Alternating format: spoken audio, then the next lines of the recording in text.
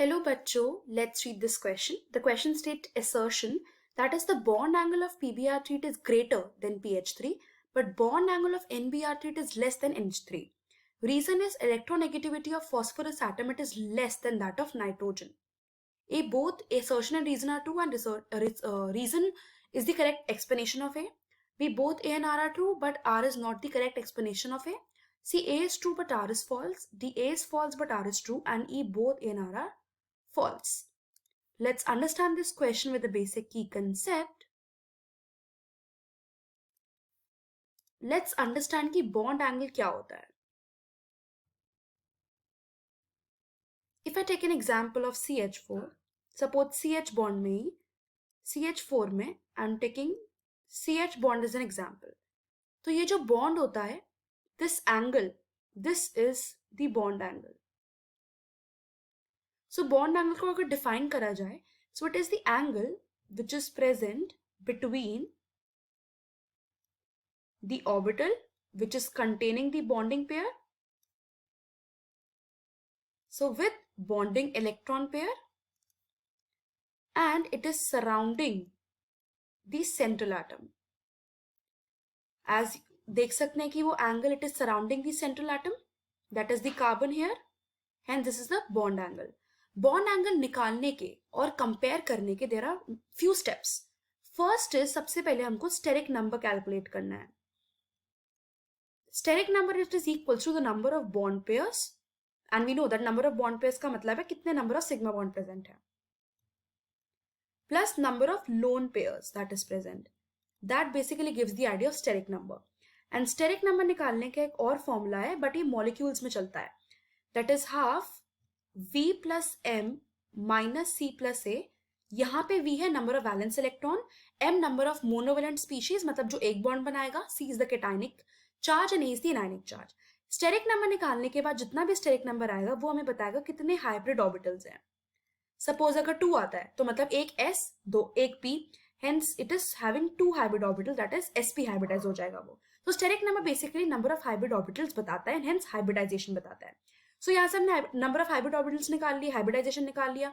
हमको इसके इस स्टेप में ड्रैगो मॉलिक्यूल भी पता होना चाहिए कि अगर कोई मॉलिक्यूल ड्रैगो है इसका मतलब उसका जो बॉन्ड एंगल है वो हमेशा 90 डिग्री होगा. So bond angle 90 degree. And Drago molecule basically वो मॉलिक्यूल होता है जिसके पास कोई हाइब्रिडाइजेशन नहीं होती. So it is having no hybridisation and there are some conditions कि हम आइडेंटिफाई कर सकते हैं कि वो ड्रैगो मॉलिक्यूल है. फर्स्ट कंडीशन इज कि वो जो मॉलिक्यूल होना चाहिए उसका जो सेंट्रल एटम होना चाहिए that should be large. Secondly उसका जो साइड एटम होना चाहिए that should be small. So it should be small और लोन पेयर होने चाहिए ऑन दी सेंट्रल एटम. सो तभी वो मॉलिक्यूल ड्रैगो होगा. एंड अगर कोई ड्रैगो मॉलिक्यूल होगा उसका हमेशा बॉन्ड एंगल 90 डिग्री ही आएगा. सबसे लोएस्ट एंगल 90 डिग्री होता है और ड्रैगो मॉलिक्यूल का सबसे लोएस्ट आएगा because of the presence of no hybridisation.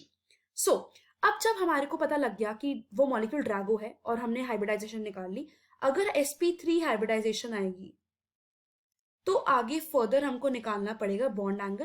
We need to understand कि bond angle let's set it as BA, it is inversely proportional to lone pair on the central atom. जितना ज्यादा lone pair उतना कम bond angle क्योंकि repulsion आ जाएगा.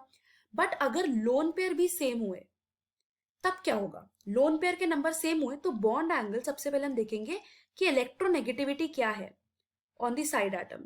सो अगर electronegativity of the side atom ज्यादा है तो bond angle come. Hence this is a relationship. And अगर electronegativity भी same है, so bond angle it is directly proportional to the electronegativity of the central atom. तब हम central atom की electronegativity check करेंगे. So let's find out for the first, that is first it is being given, assertion given है कि bond angle PBr3 का ज्यादा है then that of PH3. दो conditions दे रखी है, दो, that is first is of PBr3 which is greater than that of PH3 and second दे रखा है NBr3 का less than that of NH3. So पहले हम ये वाला देखते हैं. फर्स्ट PBr3 सबसे पहले हम स्टार्टिंग के स्टेप्स फॉलो करेंगे. स्टेरिक नंबर कैलकुलेट करेंगे. स्टेरिक नंबर कैलकुलेट करेंगे हाफ. दोनों में फॉस्फोरस है तो वैलेंस इलेक्ट्रॉन विल बी 5. दोनों में तीन मोनोवेलेंट एटम है, इसमें Br है और उसमें हाइड्रोजन है. So there are 3, no cationic charge, no anionic charge, तो 8/2 which is coming 4. इसका मतलब 4 hybrid orbitals हैं, that is 1s and 3p, so it is sp3 hybridized. दोनों sp3 hybridized होंगे.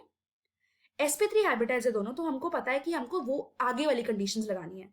सबसे पहले हमको चेक करना है लोन पेयर कितने हैं. तो लोन पेयर देखा जाए तो दोनों पे ही there are basically 1 lone pair, right. 3 उसने ले लिए. स्टेरिक नंबर हम लोन पेयर ऐसे भी निकाल सकते हैं. As we know that steric number क्या होता है, it is equals to the number of bond pair plus number of lone pair, right.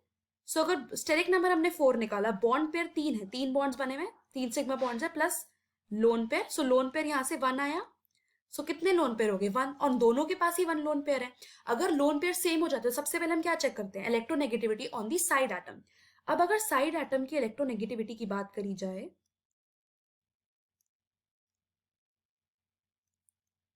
तो हमें पता है दैट Br की ज्यादा होगी देन हाइड्रोजन. बट यहां पे हमको पता है दैट साइड एटम की electronegativity is inversely proportional to bond angle.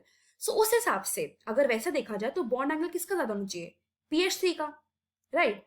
वैसे PH3 का ज्यादा होना चाहिए than PBr3. But there is an exception. Exception क्या, हमें ये पता होना चाहिए दैट PH3 सेंट्रल एटम क्या है, central atom is large, side atom it is very small, right. Side atom small है, सेंट्रल एटम बहुत लार्ज है, लोन पेयर भी प्रेजेंट है on the central atom. Hence PH3 is a Drago molecule. अब Drago molecule है तो इसका bond angle क्या होगा, 90 डिग्रीज, सबसे लोएस्ट. हेंस PBr3 का बॉन्ड एंगल PH3 से ज्यादा होगा. So this is correct. Assertion 1 वाली एसर्शन का first is correct. Let's talk about second. So इसमें सेकंड दे रखा है कि NBr3 का it is less than that of NH3. So अगर स्टेरिक नंबर सबसे पहले कैलकुलेट करा जाए, हाफ वैलेंस इलेक्ट्रॉन 5 और दोनों में 3 मोनोवेलेंट एटम्स हैं. सो 8/2 दैट इज 4, तो ये भी sp3 हाइब्रिडाइज्ड है. लोन पेयर की बात करी जाए तो दोनों के पास एक लोन पेयर है, राइट. वैसे स्टेरिक नंबर से कैलकुलेट किया तो एक लोन पेयर आके दोनों के पास सेम लोन पेयर है.